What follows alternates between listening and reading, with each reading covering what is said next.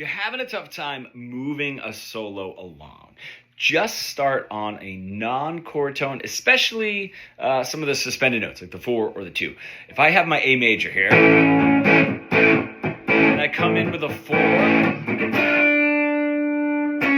it's gonna want to move somewhere. You know what I mean? If I come in with a 2,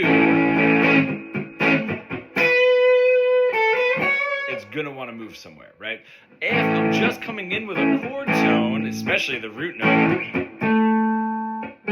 yeah, I don't know, it could just stay there. You know, you're already coming in settled.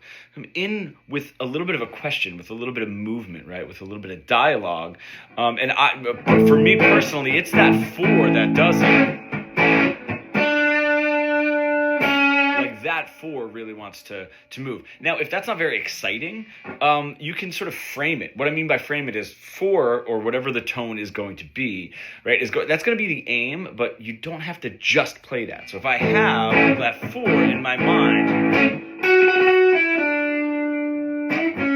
right, I have a little bit of a lead in before I get to that 4, right? But that's going to be the main focal point of that phrase. So try that. It works. You know, you can do the 6. Anything that's not a chord tone is going to want to move.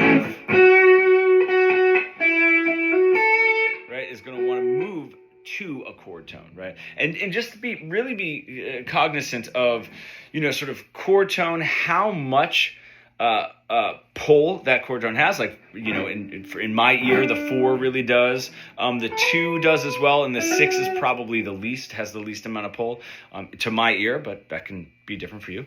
And then when it wants to move to a chord tone, just remember that the 3, even if you're in minor, so the flat 3, but the 3 of whatever the tonal center is going to sound settled, but the least settled of the chord tones. The 5th is going to be a little bit more settled, and then of course, when you get to your root note, it's almost as though that paragraph or that story ends, and we're sort of onto the next scene. It's minor. From here in B minor,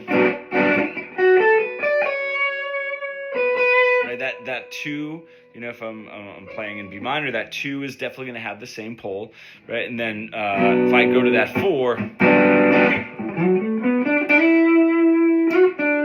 It's going to have that same idea. The notes, obviously, in minor are going to interact a little bit differently, whether it's a 6 in Dorian or a flat 6 is going to be different than the 6 in major. If you're a guitar player sort of stuck in that really boring guitar solo plateau that we all get stuck into, you really want to bridge the gap between your creative ideas and what you're able to play. Becoming fully fretboard fluent, comment pro below, and we can get started.